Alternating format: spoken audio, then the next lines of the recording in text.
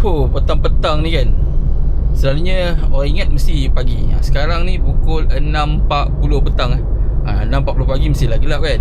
So sekarang 6.40 ni, orang selalu pergi kerja pagi, pukul 8 lah, pukul 9 lah kan. Tapi kita dah masuk kerja, balik rumah, settle sikit kerja kat rumah, lepas tu kita patah balik, masuk office, sambung kerja kat office balik pukul 6.40. Jadi macam tu lah. Kadang-kadang ada masanya kita balik rumah dulu, settle apa yang patut, lepas tu kita masuk balik lah. Sebab apa? Mungkin selepas settle video, saya akan buat live malam ni. Mungkin lah macam tu. Tapi biasalah kan, kadang-kadang kerja tu drag, tak dapat buat live. Tapi hari ni memang saya nak buat live. Sebab apa? Kita dah lama tak buat live. Lagi satu, kalau boleh lah kan, kita nak cuba bantulah ramai orang yang ingin nak pakai kereta, tapi mungkin hasrat dia asyik terkendala je kan. Tapi kali ni mungkin kita cuba selesaikan. InsyaAllah kalau berjaya, rezeki kita bersama. Okay?